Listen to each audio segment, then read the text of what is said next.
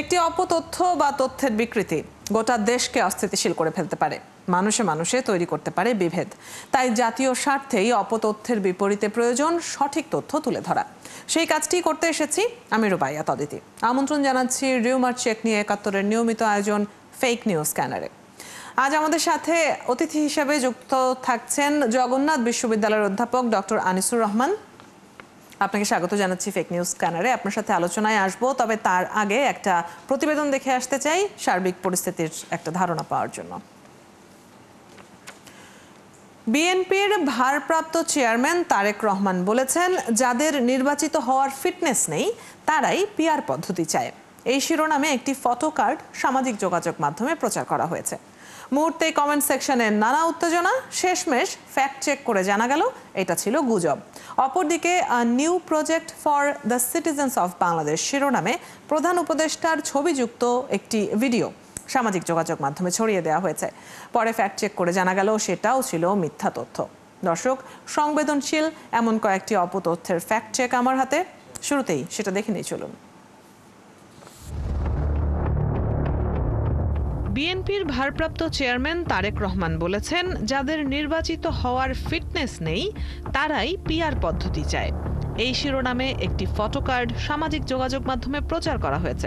Rumour scanner টিমের অনুসন্ধানে জানা যায় এটা ছিল গুজব। আসলে সম্প্রতি আমজনতার দলের সদস্য সচিব তারেক রহমান একটি টক শোতে এমন মন্তব্য করেছেন।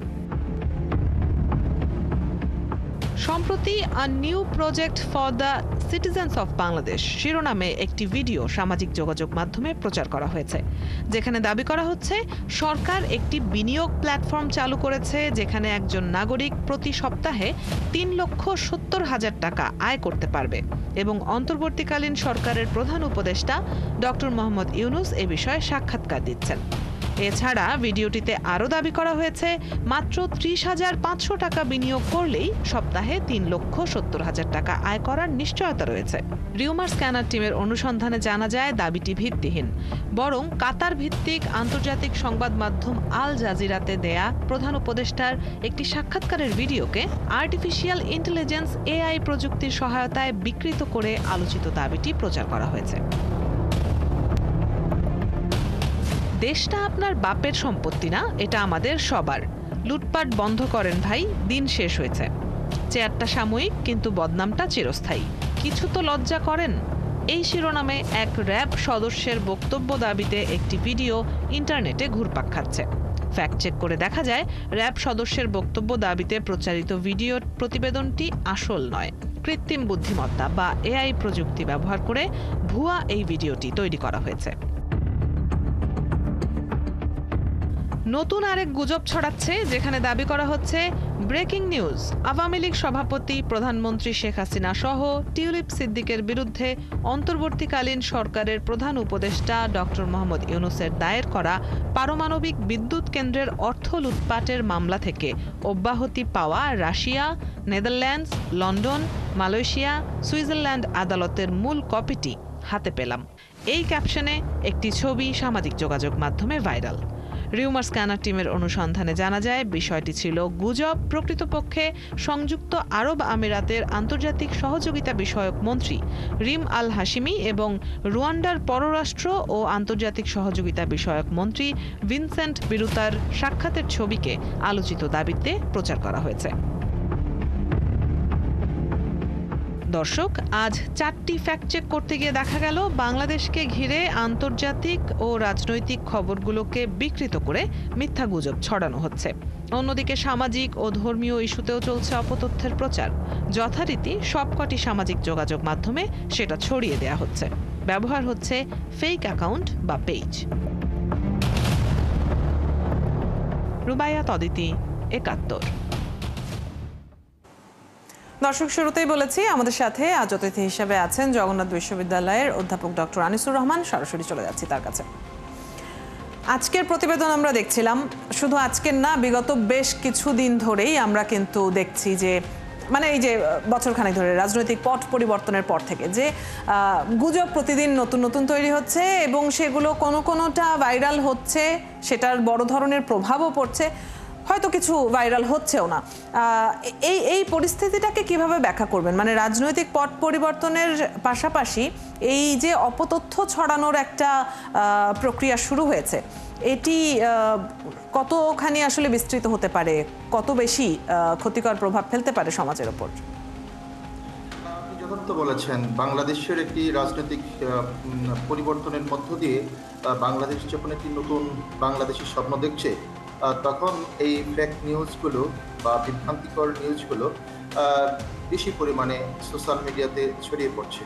এই ক্ষেত্রে আপনার দেখবেন যে ব্যক্তি বিশেষ এই ফেক নিউজগুলো ছড়াচ্ছে, ব্যক্তি বিশেষ, এবং আবার কিছু সংঘবদ্ধ গোষ্ঠী বা সংঘবদ্ধ একটি সংগঠনের ব্যানারে এই ফেক নিউজগুলো স্প্রেড হচ্ছে। আপনি যদি দেখেন যে এই ফেক নিউজগুলোর স্প্রেড করার পিছনে বেশ কিছু কারণ আছে, যে তারা কি গেইন করতে চায়। আসলে তাদের এই ফেক নিউজ ছড়িয়ে দেওয়ার পিছনে বেশ কিছু এজেন্ডা আছে। এই এজেন্ডাগুলোর মধ্যে একটা হচ্ছে পলিটিক্যাল এজেন্ডা। এটা পলিটিক্যাল এজেন্ডাকে তারা বাস্তবায়ন করতে চায়। আপনি দেখবেন যে ম্যাক্সিমাম ফেক নিউজগুলো আপনার রাজনৈতিক বিশ্লেষণ বা রাজনৈতিক কোনো বিষয় নিয়ে, রাজনৈতিক কোনো ইস্যু নিয়ে করা হয়েছে। সুতরাং এই পলিটিক্যাল বিষয়টা একটা, এখানে তারা পাবলিক একটা সেন্টিমেন্ট তৈরি করতে চায়, পাবলিক অপিনিয়নটাকে তারা ইউটিলাইজ করতে চায়, এবং জনগণের ইমোশনটাকে তারা ব্যবহার করতে চায় এই সমস্ত ফেক নিউজ প্রতিষ্ঠান বা ফেক নিউজকারী ব্যক্তিরা। 2 নম্বর হচ্ছে আপনার এখানে ইকোনমিক একটা বেনিফিট আছে, কারণ ফেক নিউজগুলো বিভিন্ন ইউটিউব বা বিভিন্ন সোশ্যাল মিডিয়ার মাধ্যমে যখন ছড়িয়ে পড়ছে, তখন ব্যক্তি সেখান থেকে একটা ইকোনমিক বেনিফিট খোঁজার চেষ্টা করছে। 3 নম্বর যে বিষয়টা দেখবেন যে এখানে একটা ইডিওলজিক্যাল কন্ট্রোল আছে, বেশ যার যে ইডিওলজিক্যাল ব্যাকগ্রাউন্ড থেকে তারা এই ফেক নিউজগুলো ছড়াচ্ছে। আপনি প্রত্যেকটা ফেক নিউজের পিছনে দেখবেন যে ওই ব্যক্তির বা ওই প্রতিষ্ঠানের বা ওই সংগঠনের কিছু ইডিওলজিক্যাল আসপেক্ট আছে। তারা তাদের ইডিওলজি দিয়ে মানুষের ইমোশনটাকে, সেন্টিমেন্টটাকে কাজে লাগাতে চায়, এবং এই জন্য আপনার ফেক নিউজগুলো তারা স্প্রেড করে। তারপরে এই ফেক নিউজের মধ্যে কিন্তু আপনার ফরেন ইনফ্লুয়েন্সও আছে। ফরেন ইনফ্লুয়েন্স কারণ হলো আমরা বাংলাদেশে বসে আছি, বাট বাংলাদেশের রাজনীতি অর্থনীতি নিয়ে কিন্তু ফরেনারদের ইন্টারেস্ট আছে। সুতরাং এখানে ফেক নিউজ তৈরি করার ক্ষেত্রে ফরেন একটা ইনফ্লুয়েন্স থাকবে, এটা একটা বিশাল একটা তারপরে তো সোশ্যাল ইঞ্জিনিয়ারিং এর ব্যাপার আছে, যে সমাজকে রোটেট করা যায়, সমাজকে কিভাবে মোটিভেটেড করা যায়, মানুষের ইমোশনকে কিভাবে, সেন্টিমেন্টকে কিভাবে কাজে লাগানো যায়, এটা আপনার রাজনৈতিকভাবে এবং ধর্মীয়ভাবে, এই সমস্ত বিষয়গুলোর জন্য আপনার ফেক নিউজগুলা স্প্রেড করছে বাংলাদেশে বেশি। জি, এবং আমরা দেখতে পাচ্ছি যে বিভিন্ন রাজনৈতিক দলকে কখনো লক্ষ্যবস্তু করা হচ্ছে, টার্গেট করা হচ্ছে ব্যক্তি বিশেষকে, সংগঠনকে টার্গেট করা হচ্ছে। এই ধরনের অপতথ্য ছড়ানোর পাশাপাশি আমরা দেখেছি যে অপতথ্যের কারণে মব সৃষ্টি হয়েছে, এমন ঘটনাও কিন্তু আছে। সেক্ষেত্রে আপনার কাছে কি মনে হয় যে যেসব ব্যক্তিকে টার্গেট করে, কারণ বেশিরভাগ ক্ষেত্রেই ধরেই নেওয়া যায় যে বিভিন্ন রাজনৈতিক ষড়যন্ত্রের অংশ, এগুলো পরিকল্পনা করে ছড়ানো হচ্ছে, তো সেক্ষেত্রে এইসব ব্যক্তি বিশেষ কিংবা সংগঠন কিংবা রাজনৈতিক দল তারা আসলে কি ধরনের পদক্ষেপ নিতে পারে এরকম অপতথ্যের শিকার হওয়ার পর? অপতথ্য যারা ছড়াবে তো ছড়াচ্ছে বিভিন্ন সংগঠন, এবং এটা রাজনৈতিক ক্ষেত্রে বেশি ছড়াচ্ছে, মানুষের নামে চরিত্র হনন করার চেষ্টা করা হচ্ছে, রাজনৈতিক সংগঠনকে আপনার হলো যে ব্যবহার করছে। তো এখানে আপনার অনেকগুলা পদক্ষেপ গ্রহণ করা উচিত বলে আমি মনে করি। একটা হচ্ছে যে আপনার রাষ্ট্রীয়ভাবে তো কন্ট্রোলিং একটা এজেন্সিস আছে, আমাদের দেশে ল এনফোর্সিং এজেন্সিস আছে, তারা এটাকে কন্ট্রোল করার চেষ্টা করবে। আর রাজনৈতিক সংগঠন এবং রাজনৈতিক ব্যক্তিরা এইগুলোর পিছনে ইনভেস্টমেন্ট থাকা প্রয়োজন, কারণ এটা হলো একটা রাজনৈতিক দল বা কোনো একজন রাজনৈতিক ব্যক্তিকে আপনার হলো যে এটাকে উপস্থাপন করে অন্য আরেকটা গোষ্ঠী কিন্তু এটাকে বেনিফিট নিতে চায়। সুতরাং রাজনৈতিক দলগুলোকে অনেক বেশি পরিমাণে ক্যালকুলেটিভ হতে হবে, ইনভেস্টমেন্ট করতে হবে আপনার হলো টেকনোলজির উপর। এখন পৃথিবী চলে যাচ্ছে আপনার এআই এর পৃথিবী, যেখানে জেনারেট হচ্ছে প্রতিনিয়ত তথ্য প্রবাহ জেনারেট হচ্ছে। সুতরাং রাজনৈতিক দলগুলো এখানে খুব বেশি টেকনিক্যাল হতে হবে, খুব বেশি কেয়ারফুল হতে হবে, এবং রাজনৈতিক দলগুলোকে স্টেটমেন্ট দিতে হবে। এখানে রাজনৈতিক দলগুলোর উচিত ল এনফোর্সিং এজেন্সিগুলোকে ইনক্লুড করা, যাতে করে আপনার বিভিন্ন ফ্যাক্ট চেকিং অর্গানাইজেশনগুলো আছে, বাংলাদেশেও আছে, ওয়ার্ল্ডেও আছে। আমি দু একজনের নাম বলতে পারি, সিনপস এবং পলিটি ফ্যাক্ট নামে একটা সংগঠন আছে। তারা আপনার হলো যে ফ্যাক্ট চেকিং করেন। সুতরাং এই সমস্ত ফ্যাক্ট চেকিং যে অর্গানাইজেশনগুলো আছে, এই অর্গানাইজেশনগুলোর মাধ্যমে আপনার হলো যে রাজনৈতিক দলগুলো এই ধরনের পদক্ষেপ নেবে যে এই বিষয়গুলো ব্যাপারে জনগণের মধ্যে এক ধরনের সচেতনতা তৈরি করতে হবে। তারপরে আপনার হলো যে এখানে মিডিয়া লিটারেসি, এটাকে ক্যাম্পেইন করতে হবে। রাজনৈতিক দলগুলো এই মিডিয়া লিটারেসি ক্যাম্পেইন করতে পারে। যেমন ধরেন তারা রাজনৈতিক শোভাযাত্রা বা রাজনৈতিক মিছিল মিটিংয়ের মতোই আপনার হলো এই ধরনের ক্যাম্পেইন মানুষের মধ্যে সোশ্যাল অ্যাওয়ারনেস বিল্ড আপ করার জন্য এই ধরনের ক্যাম্পেইন তারা করতে পারে। তারপরে প্রত্যেকটি রাজনৈতিক দলের একটা করে সোশ্যাল প্ল্যাটফর্ম থাকা উচিত এবং তাদের আপডেট মেসেজগুলো, তাদের আপডেট নিউজগুলো এই সোশ্যাল প্ল্যাটফর্মে, ভেরিফাইড সোশ্যাল প্ল্যাটফর্মে আপনার হলো যে প্রদান করা উচিত। তাতে করে জনগণের মধ্যে বিভ্রান্ত হওয়ার কোনো সুযোগ তৈরি হবে না। জি, তবে আমরা দুঃখজনক হলেও সত্যি একটা ব্যাপার লক্ষ্য করা যায় যে যখন রিউমারটা ছড়ানো হয়, ফেক নিউজটা ছড়ানো হয়, সেটা অনেক তাড়াতাড়ি রিচ হয় মানুষের কাছে সোশ্যাল মিডিয়াতে, কিন্তু যেটা প্রকৃত তথ্য যখন প্রকৃত আইডি থেকে সেটা ছড়ানোর চেষ্টা করা হয় সেটা কিন্তু এতখানি রিচ হয় না। এটা একটা দুঃখজনক ব্যাপার। আমি একটু আপনার কথার সাথে যোগ করতে চাই শেষ একটি প্রশ্ন, যে আমরা অনেক সময় দেখছি আন্তর্জাতিক বিভিন্ন বিষয়কে বিকৃত করা হচ্ছে, পুরনো ঘটনাকে নতুন হিসেবে দেখানো হচ্ছে, মানে আন্তর্জাতিক অঙ্গনটাকেও ব্যবহার করা হচ্ছে আমাদের রাজনৈতিক প্রেক্ষাপটের সাথে। এতে সার্বিকভাবে দেশের নিরাপত্তা বিঘ্নিত হওয়ার ঝুঁকি দেখেন কিনা? না, এটা তো খুবই সেন্সিটিভ একটা বিষয়। কারণ হলো ইন্টারন্যাশনাল মিডিয়ার খবরগুলো বা ইন্টারন্যাশনাল কোনো ঘটনার আপনার হলো যে ফেক নিউজগুলো যদি আপনার ন্যাশনাল পর্যায়ে ইউজ করে, এটা একটা বড় ধরনের অপরাধ এবং এই অপরাধগুলো রাষ্ট্রের নিরাপত্তা, রাষ্ট্রের অন্যান্য বিষয়ের সাথে জড়িত। সুতরাং এই সমস্ত বিষয়গুলো যদি ঘটতেই থাকে তাহলে কিন্তু আপনার রাষ্ট্রের ভাবমূর্তি, বহিরাষ্ট্রের সাথে আমাদের সুসম্পর্ক তৈরি করতে হবে।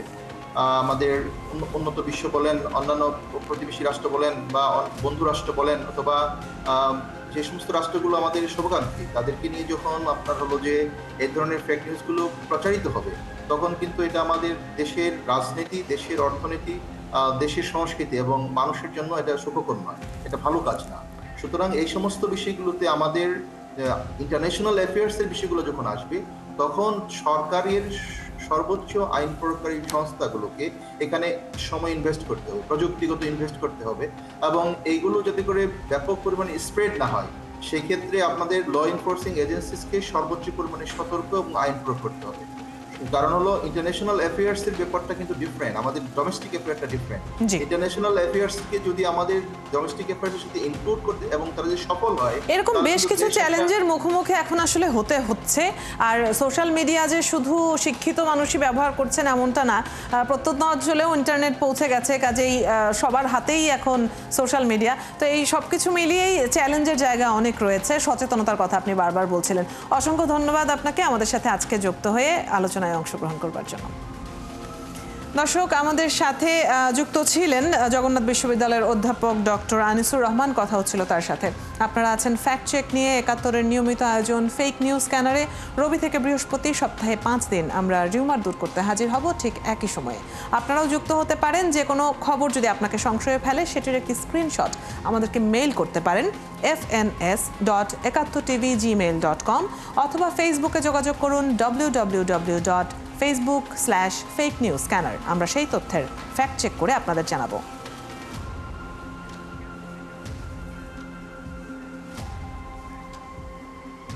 চটকদার শিরোনাম দেখে ক্লিক করবেন না। বিশ্বাস আর প্রতিক্রিয়া জানানোর আগে ফ্যাক্ট চেক করুন। থাকুন ৭১-এর সাথে।